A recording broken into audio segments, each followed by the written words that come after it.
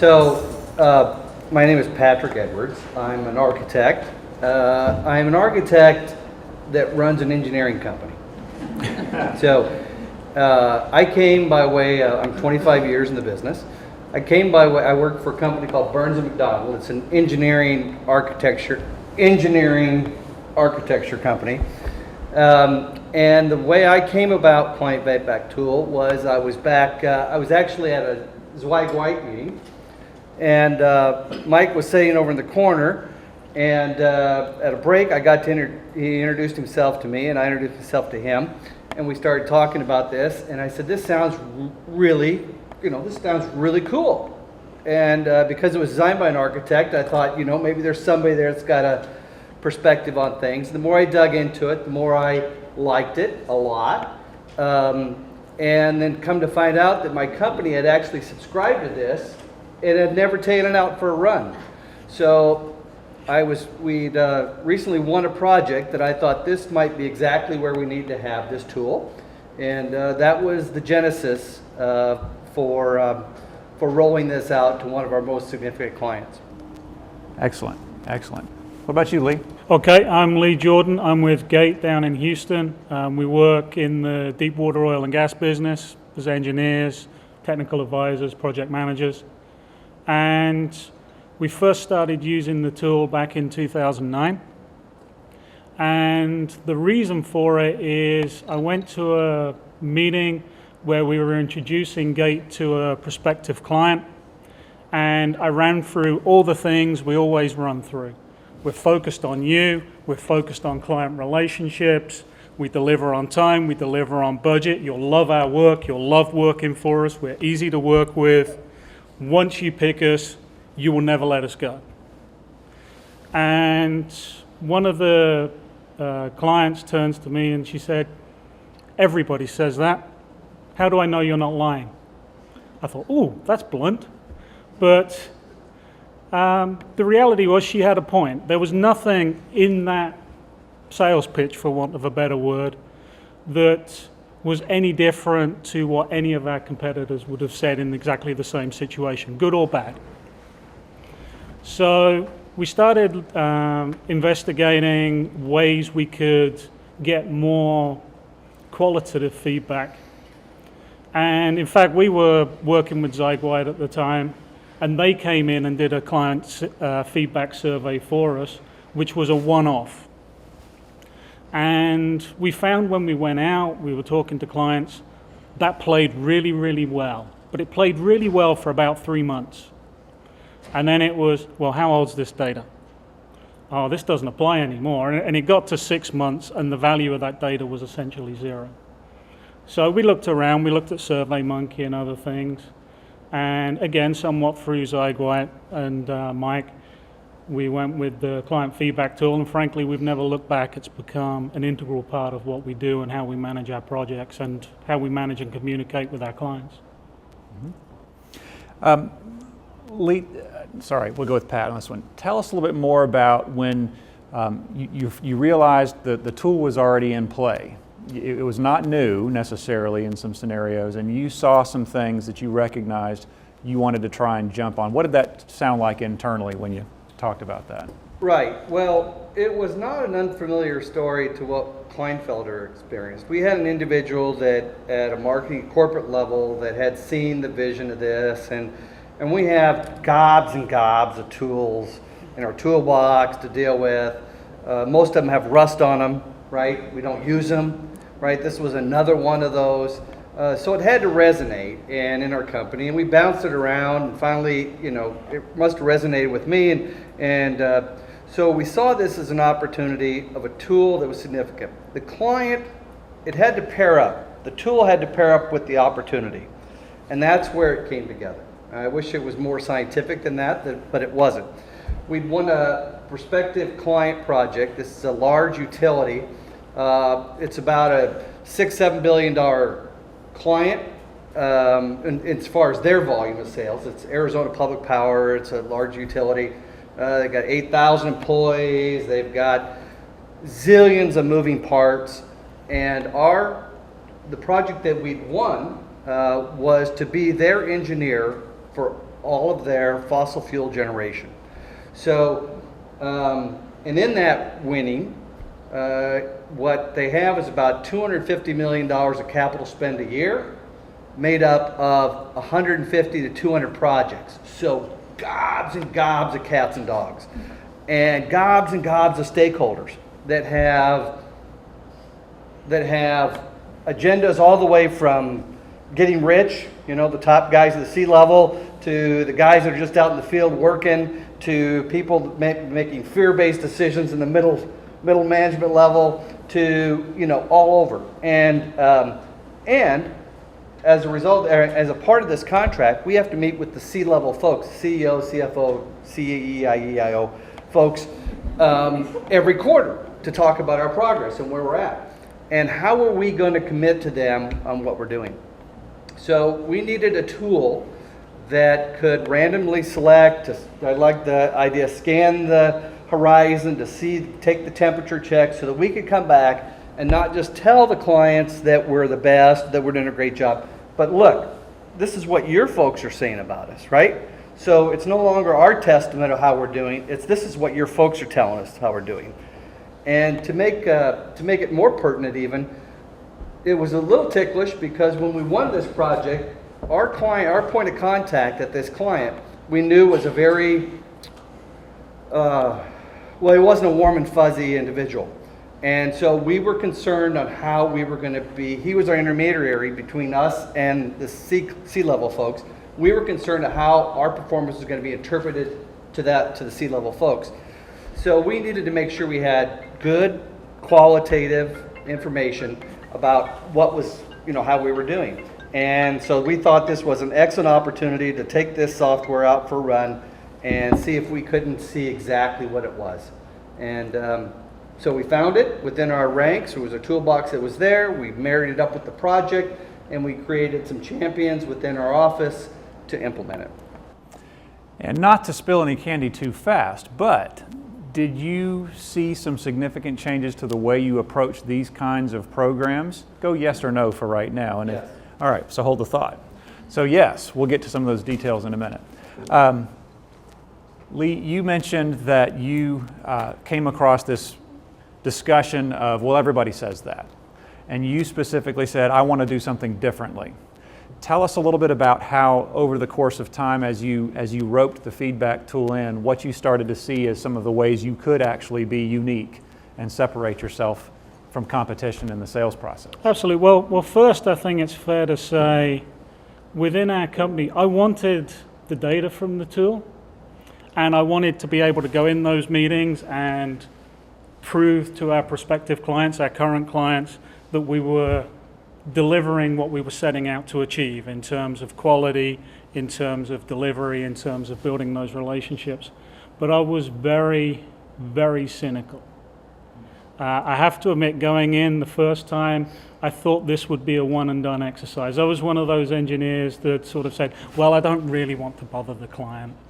You know, they have a lot on their plate. They have a gazillion emails a day, the same as I do. I don't really want to do it. But I sort of forced myself to do it, and sort of very much ended up, somewhat by design, somewhat by being voluntold, for being the point of contact for the program within Gate. And once people saw me buy in as sort of the arch cynic of the group, then many people fell into line. So we didn't face some of the challenges that perhaps many companies do, where they bring this in as a new tool and it's hard to develop converts through the company. I was sort of the toughest nut to crack, and I cracked myself pretty much. Do you remember the day you cracked? Pretty much. Yeah. It was very much, we sent out the first round of surveys, and we've never made a distinction in terms of size of client, length of contract. This is something we offer to everyone, whether it's $10,000, whether it's 10 million. Because as Terry said, you never know when those small accounts are going to balloon into something that's truly significant. And in fact, part of the The reason for this is to try and build those relationships to make those small accounts balloon. So we sent it out and we heard good stuff back on the whole. And that was fine. It's like, hey, we expected to hear good stuff because we're wonderful and blinkered and think we're great. But there were a couple of projects where the very first round of scores came back and it was below met expectations. And our tendency was to go, or my tendency, to be fair, was to go, that's just that client. And I sort of maintained that attitude for probably a couple of hours before I actually got some sense, and I thought about it a little bit more. And again, it comes back to that point that your client holds your relationship, holds your the vision of your company. You don't. And once I got that, then we were all over them in terms of give us more feedback, give us some details. And they've continued to be very, very strong clients over the years. I would think that if I were hanging around you, you'd be very good at being the apostle for this. Like everything you just said right there makes complete sense. Office linebacker, that's sort of how I get described. But I'm curious how it worked with more executive perceptions, maybe higher level parts of the company that were not hanging around you all the time, different parts of the organization. What ways did you find to permeate that internally, that aha moment you had when you cracked? How did you help other people crack? Frankly, very quickly we were able to show and demonstrate the value of the tool. And particularly, again, one of my initial concerns was continuing to get good data, continuing to get good response rates. And the first round of questionnaires we sent out, we got maybe 80% response. The second lot we sent out, we got 35-40%. And so that was a little bit of a wake-up call because we were feeling really good and we'd been told what the averages were, and it's like, hey, we're beating the averages. So at that point then, it forced us to go back to our clients and really meet with them face to face.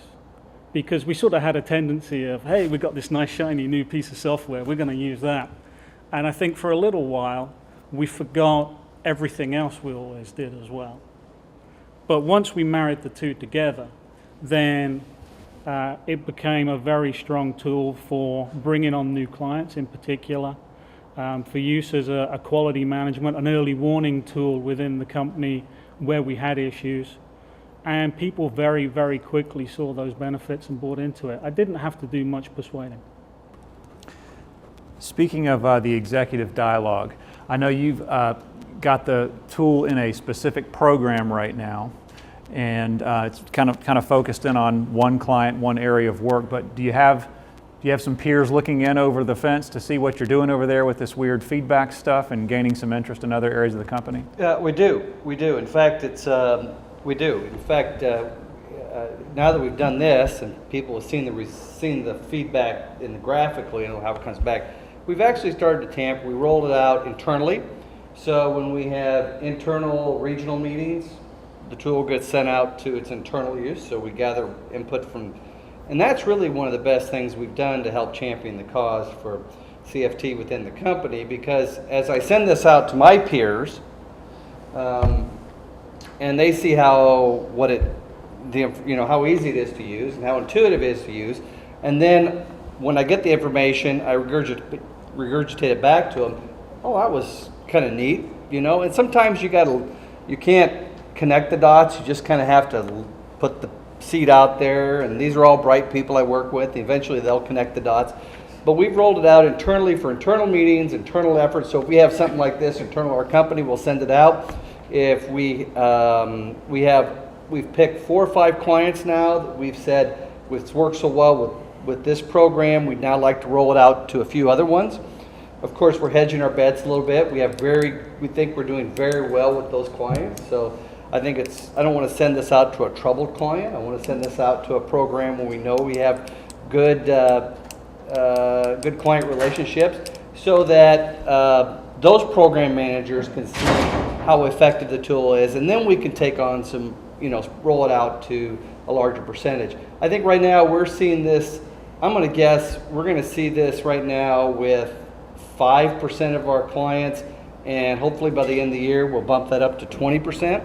And then hopefully as we make sure that this is sustainable, that the information is consistently put out there, we're consistently getting information back, we're consistently interpreting it, we're consistently rolling it back into our performance, and we see it's sustainable, then I think this could be more cultural within our company and we can see it used broad-based. Sure. Well, with the specific program, you have the opportunity to get feedback on very specific task work, as well as a broader general, hey, how are things going with a client like that? How do you balance those two different types of questions? It's one client and you can ask them big picture and you can ask them, well, what about that task order, from last month? How do you balance both of those kinds of things? I guess the quick answer, not to be flippant, I don't care. I don't care between the two. Right now, I want to use this tool to make sure the client understands I care about what they think.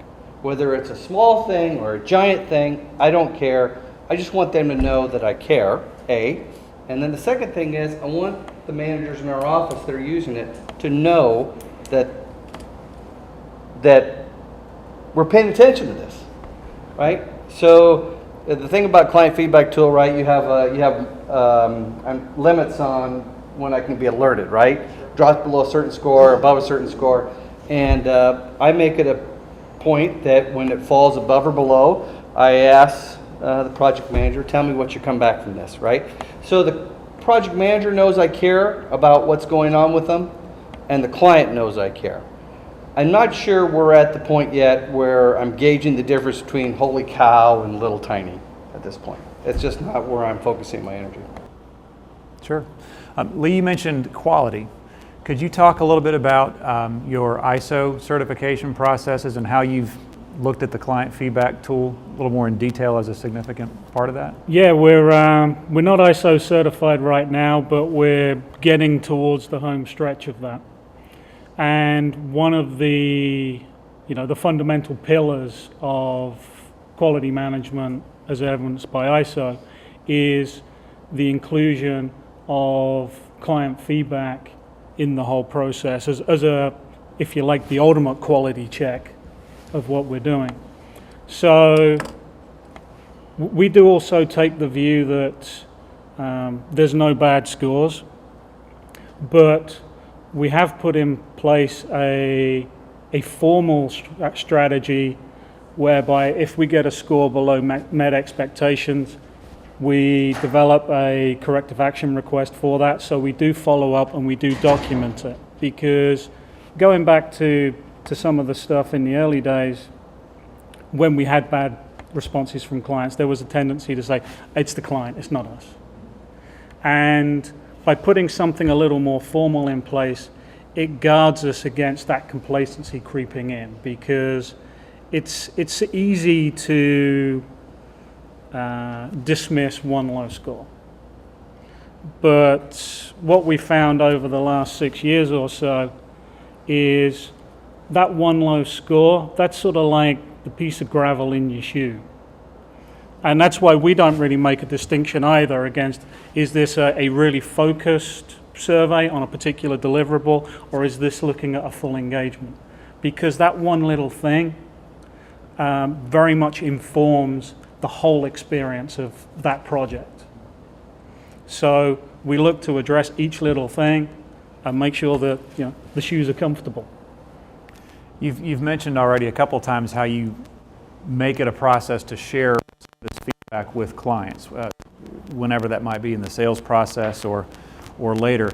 What have you found some specific pieces of information or specific graphics or reports or what have you that you've really found gets the client's attention directed to these strategic reasons you do it? In general, what we would typically do is we just show our aggregated scores over the last 180 days. So we keep the information current, and because a lot of the times we're dealing with engineers and they want details, we'll show how many surveys we sent, what our response rate was, and what the aggregated scores were. And usually that's enough. But if we're working for a new part of an existing client or a new service line for us, then we will get more specific and we will show examples of feedback from other surveys sent to that client. And also, on one occasion, I had a client or prospective client say, well, you could be making this up. So I had to take them into the website, show them some of the surveys. Luckily, I had an internet connection where I was. And absolutely. And they looked at it and were amazed. And we showed them, here's a low score. Click on the score. Here's our explanation of that low score. Here's our follow-up on that low score. Blew them out the water. And you may have already mentioned this, but haven't you had some experiences where with the number of audience members you have in that program, some people aren't aware of the feedback that's been given to you by other parts of the program? And did you tell that story on the phone the other day? Maybe I'm mistaken. Oh, was it early in the morning? I'm not at my best early in the morning. But there's the potential for that for sure, whether it's happened or not. I'm going to answer your question, but I'm going to add on to this because I think that's a really important part. What is the graphic that was most impactful, right? When we go to the C-level meetings, we first tell them, I got a room full of engineers who are going to present the C-level people. And they want to present how great we are, and they want to present all the issues that are on board. And by the way, I said, we got to show them the results of this client feedback. Oh, they don't care about that. They don't care about that. So I got one slide. And I'm an architect going to a big engineering meeting, so even though I'm the managing principal, I get a cameo appearance. And I get to talk about client feedback, right? It's one slide. And we got 90 other slides in the deck. Well, it ends up, first meeting, the CEO wants to understand more about the feedback. So the next time we presented, I actually got 2 slides. So my growth rate's like this, right? So this last one we did, it was a really hard meeting with really hard discussions, and I had 4 slides. So, and I think that's probably my limit or my ability to present. What the client loved in that meeting was this. First we talk about the number of events, right? How many times we send out the survey, right? So we had 22 events in a quarter, whether it was the kickoff of a meeting or the present, the final design of the project, or at the conclusion of the project. So we picked out 22 events. It went to 285 different people, and we showed that we got a 38% sampling return, right? Or a 42% sampling, which is like 10 times what they normally get. And within that, then we break out the quantities, the categories: quality, schedule, budget, yakety schmackety. And we show them where the mean answer is. And that's what they're really gauging on. The bar chart that shows where the mean answer is at. And we can show the range. It's gone from 2 to 7, but they really want to see where that mean average is.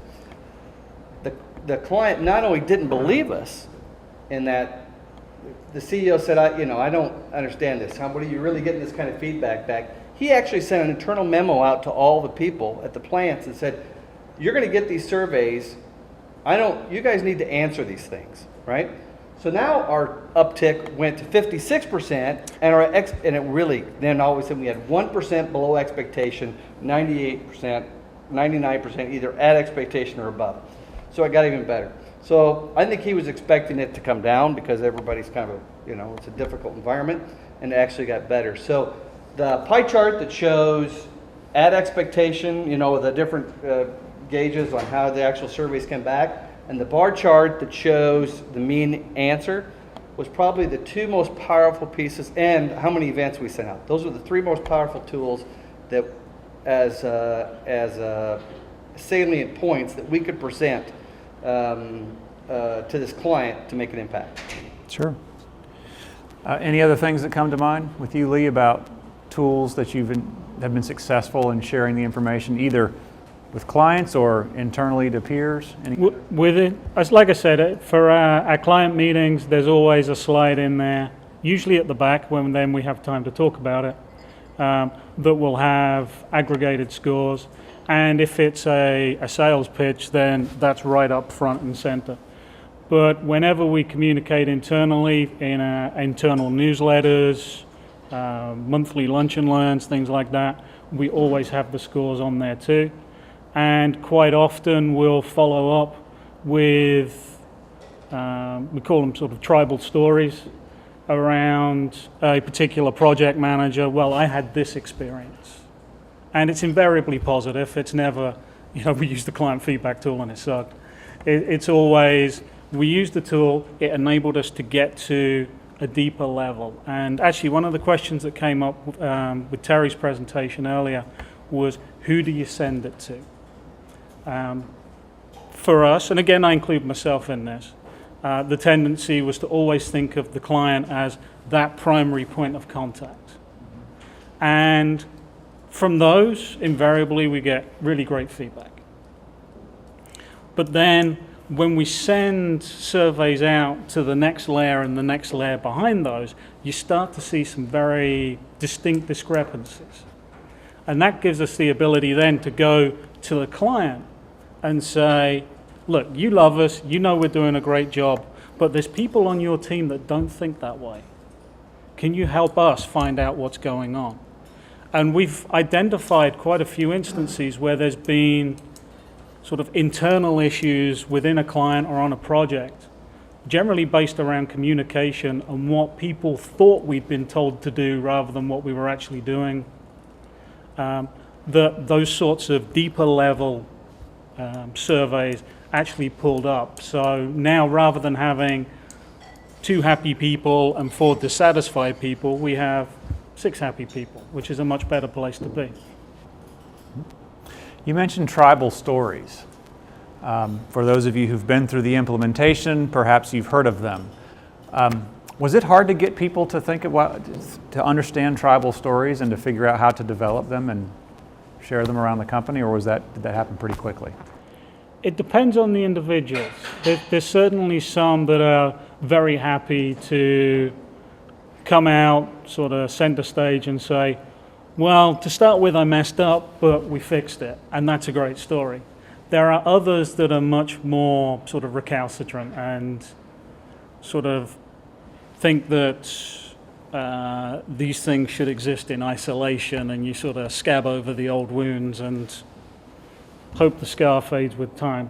So that's a challenge we face. But if you're not judgmental about these things, if you actually celebrate these things as an organization, then everyone, or practically everyone, gets on board. And in general, the folks that don't tend not to hang around in that culture, frankly. What about at Burns & McDonnell? Tribal stories, are they spreading like wildfire now in this program, or?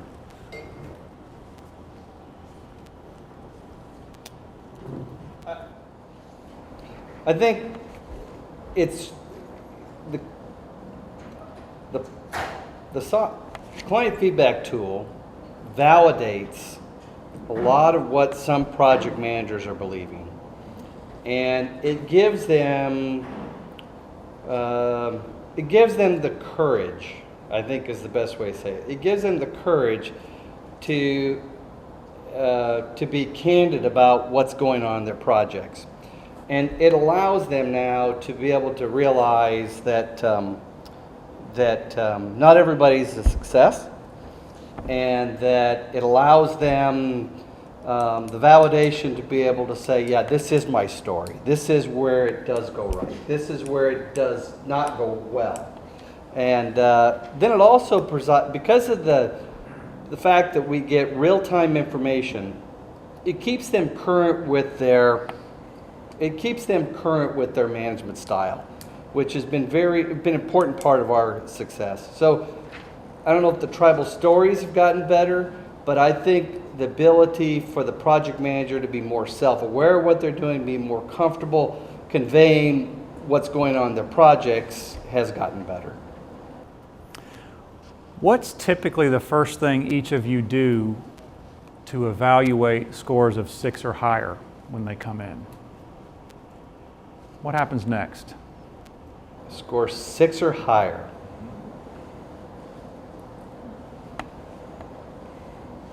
Keep it up.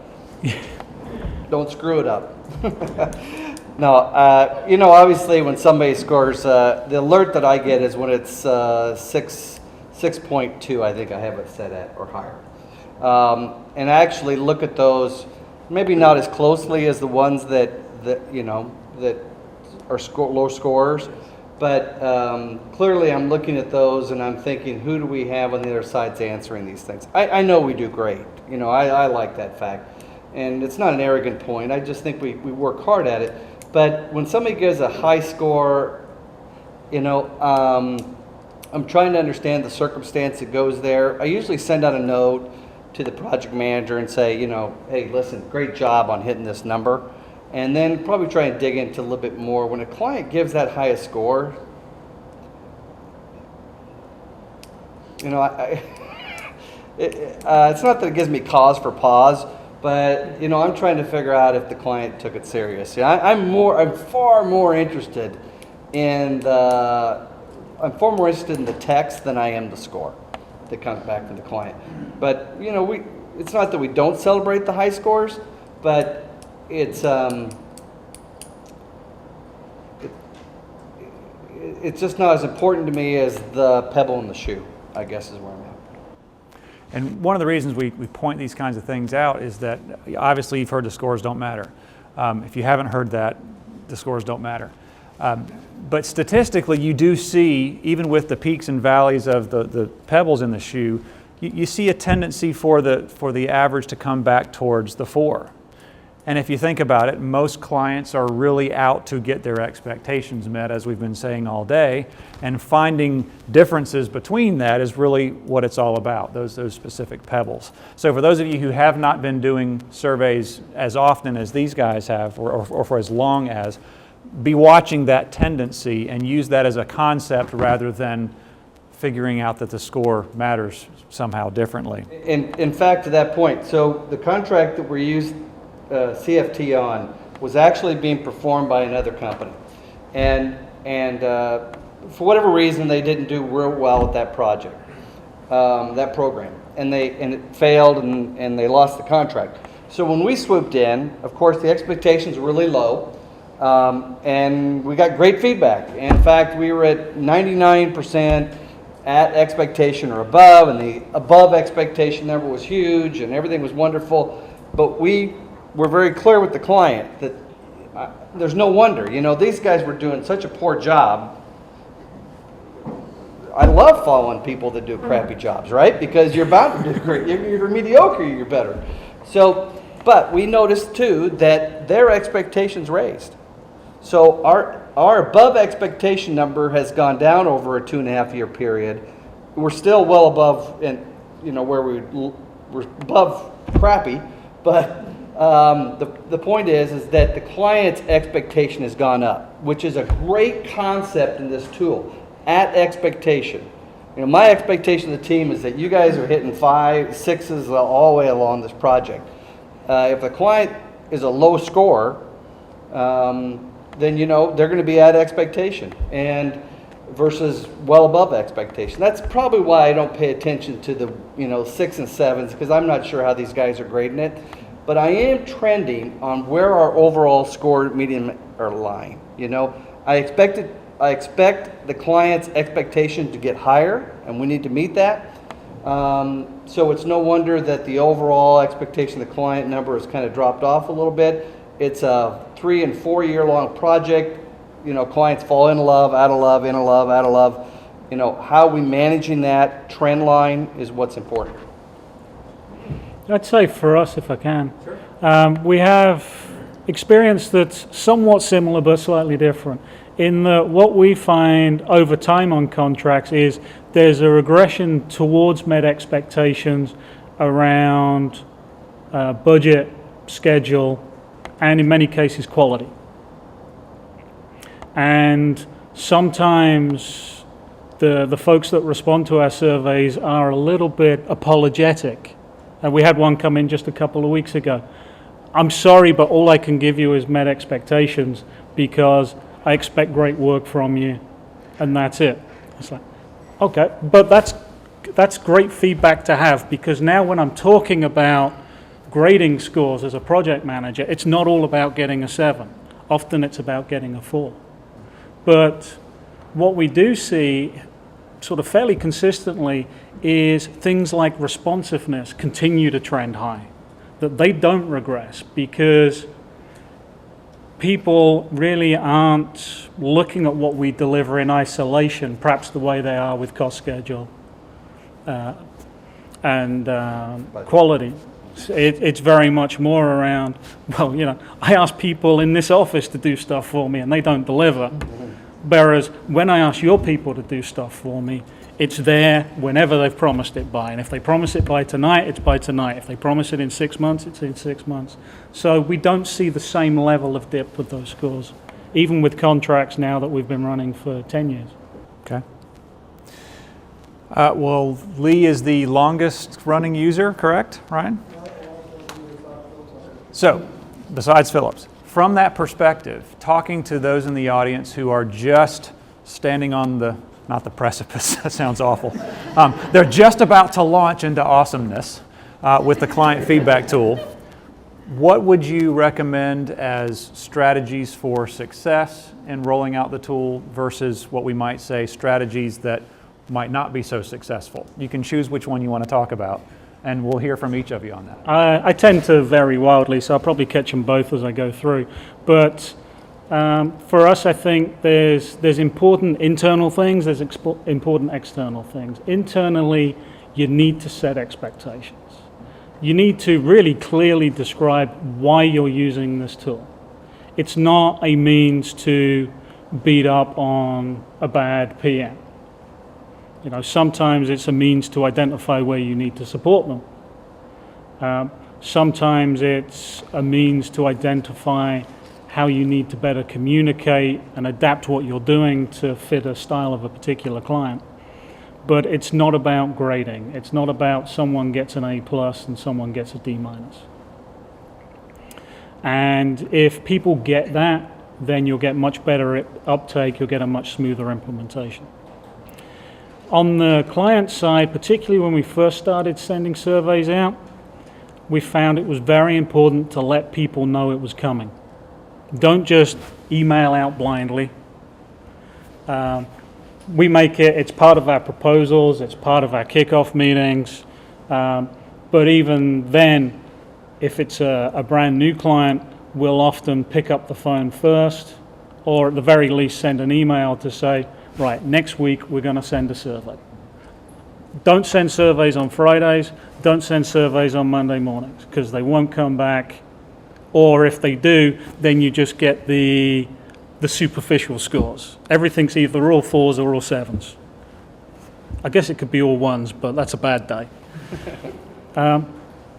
Something else we found as well, just a little thing, rather than just using the stock text when you send out the feedback request, put people's name at the top.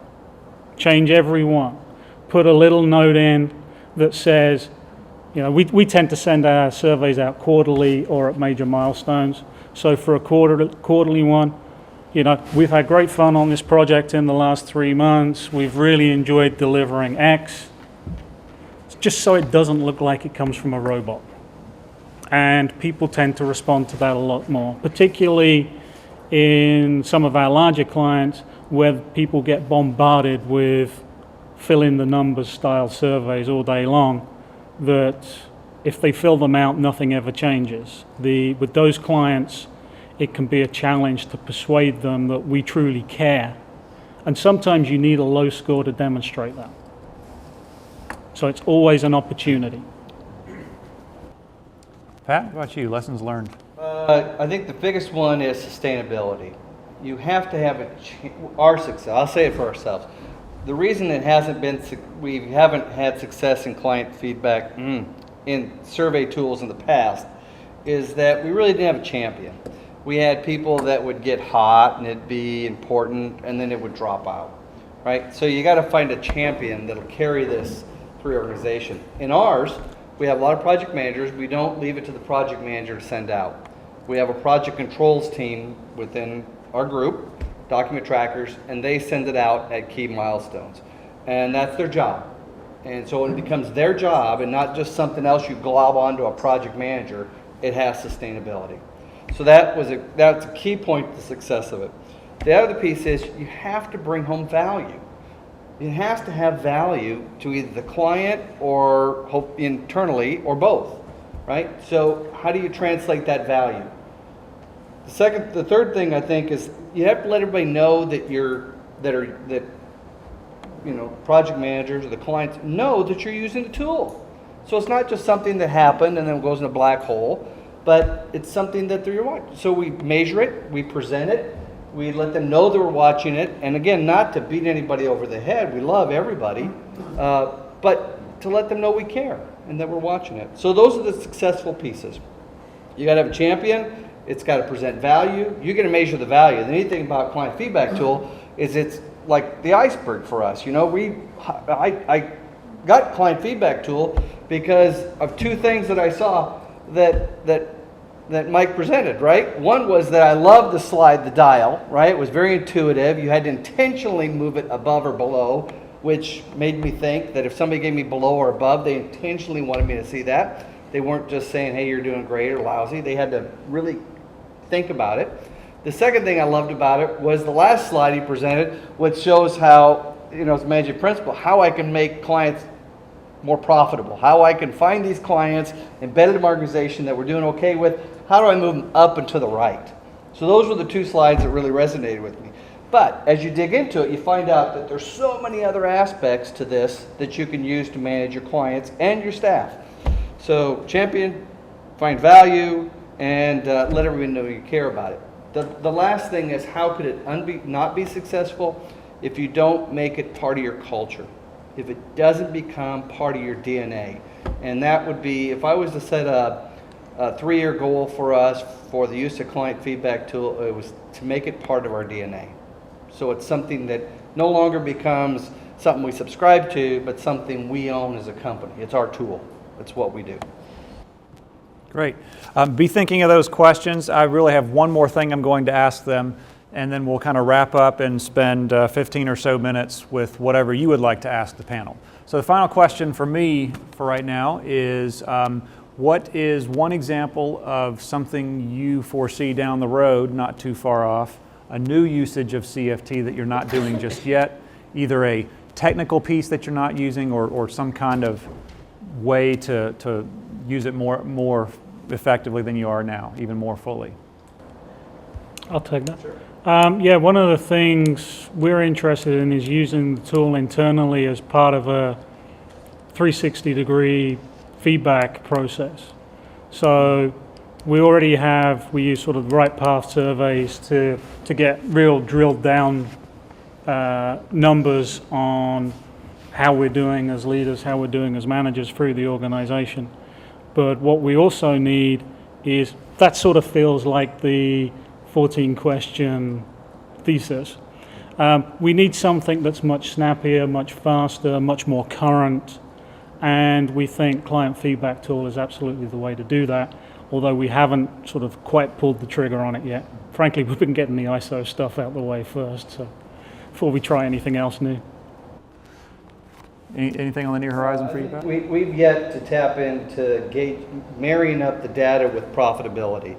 Our first instinct was how to make sure we're getting real-time information back from this client and that we're presenting the at expectation or above expectation information back to the client for status.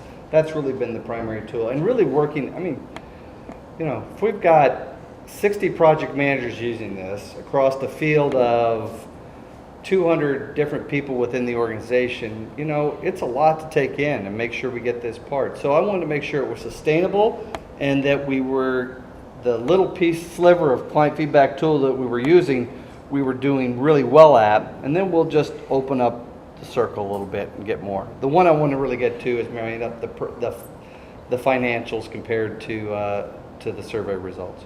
Excellent. Okay, now it's your turn. Got a great panel assembled here and a lot of experience in using the tool. So what questions do you have? Go ahead. I don't know if I have a question, just some comments. Just kind of everything sounds better with an accent from the Southern Hemisphere. Probably South Africa or Australia, but it's good. But in all seriousness, thank you for speaking to us, because I took a lot of notes, and I mirror a lot of the benefits as well as the challenges.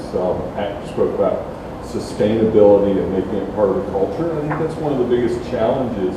We're in the industrial automation space, so very engineer intensive, and getting engineers to adopt a tool like this can be challenging. Sometimes it's all the same things that John Kleinfelter spoke of, that they already know what's broken on the project, so lots of challenges there. I mean, I found it, I appreciate so much y'all speaking, because it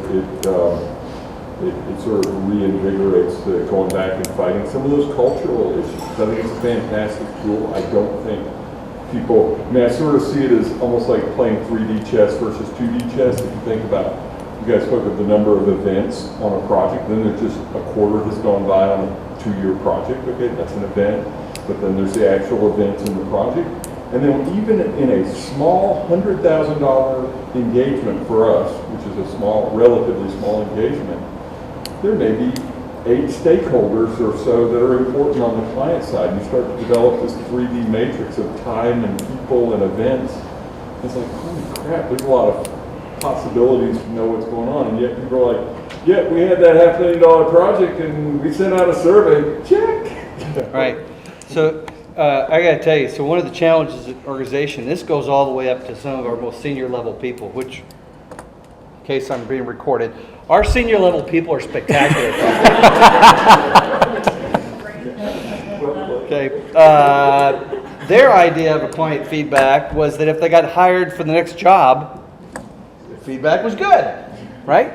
And that's why I'm saying it had to be a cultural piece of it. And I think you're right. It's hard for some people to see. It's what you don't know that you don't know, and success breeds complacency. It just does. And we've had a wonderful success in the last several years, and people started to believe that this is the only Kool-Aid and that this is the right way to do it, and that we're doing everything right. And what you don't realize, unless you get this information in real time and you really chart it and study it, is that instead of your trend line doing this, right, it could be doing this. Right? Even though you're on the right track, you can get run over from behind. And so that was really, if we do anything else, it's that we increase the trend line from this to this. Questions? Yes. If you knew, either one of you guys, if you knew, what would marrying the data with the financials do? I struggle right now with verbalizing that, but I have to do it off the cuff. Question was, what would that do for you by marrying the two together, the financials and the feedback data? Pat, you brought that up. You want to take the first one? Well, I got to tell you, I think that's the most, to me, that's the pinnacle where I want to go with this, because that's what I want to have, right? You want to be able to serve those clients, move it up and to the right. I mean, if I have a takeaway from this meeting, it's up and to the right, up and to the right. That's my new mantra. How do we do that? It's marrying up those financials.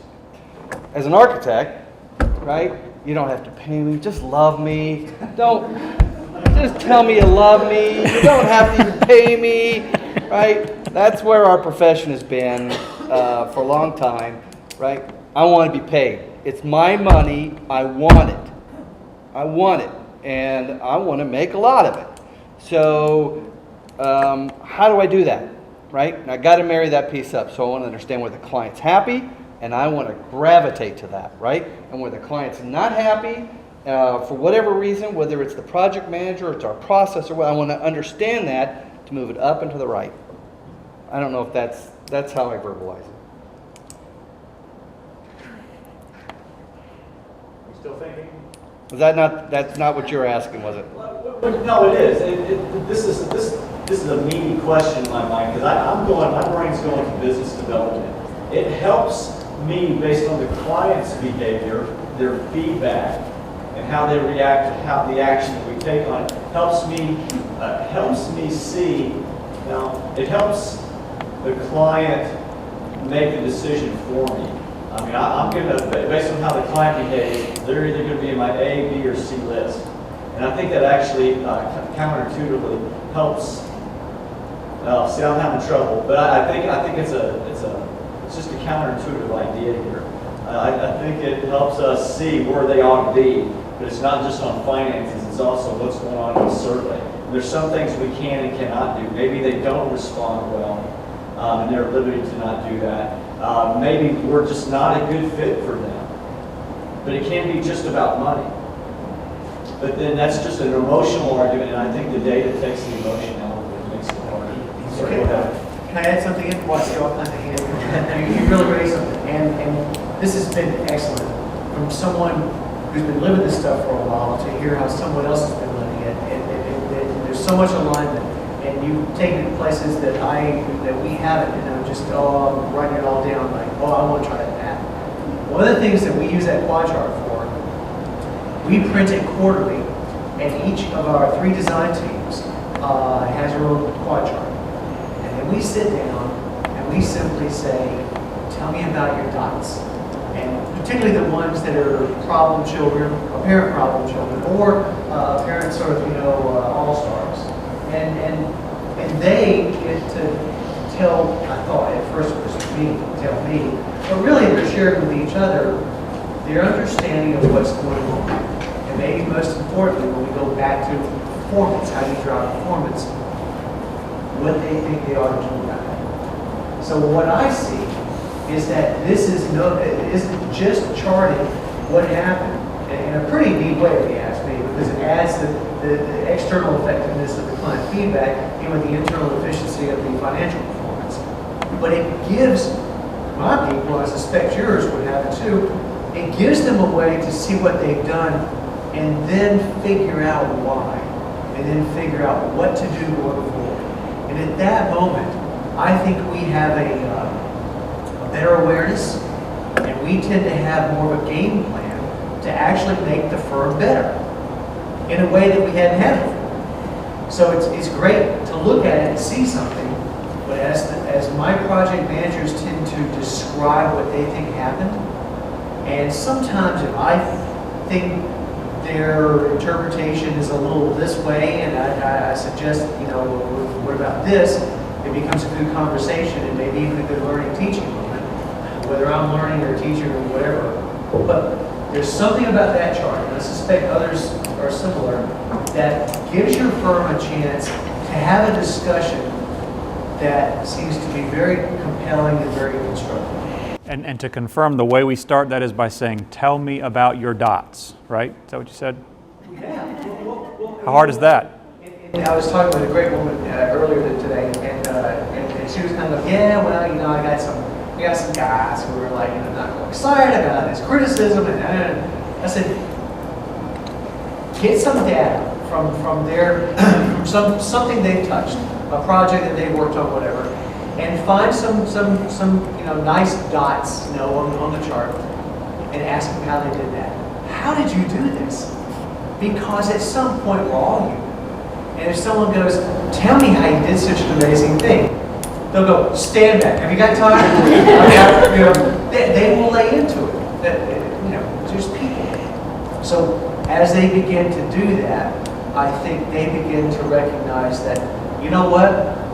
This is good stuff. This is understanding, and it feels good to understand and to be recognized for successes. And for me, I just sort of gently work my finger down to lower left corner where it's the sort of misfits, and I go, what do you think we ought to do here? And so suddenly now it's support. I'm in the boat with them, and I'm going, okay, so what do you think? And they might go, fire the client.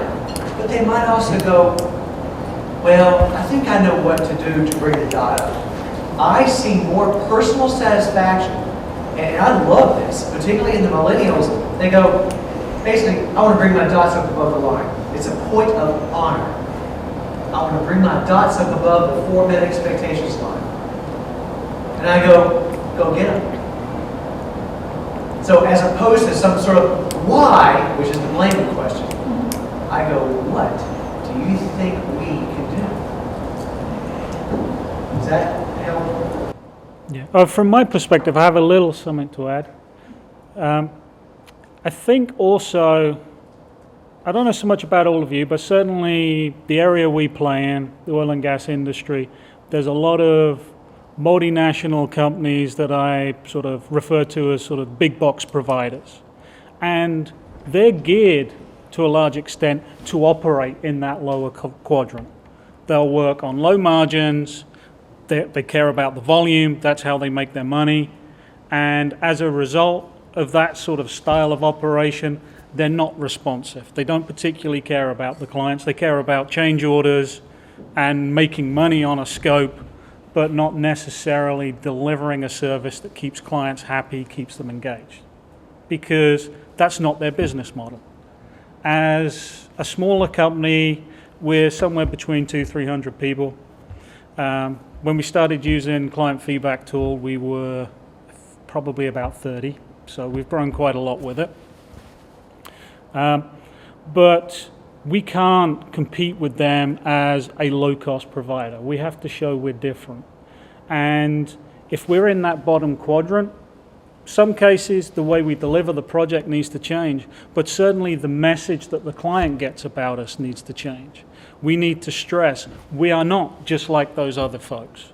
We are not a commodity provider. What you get with us is something special. These are the differentiators. Give us the opportunity to prove it.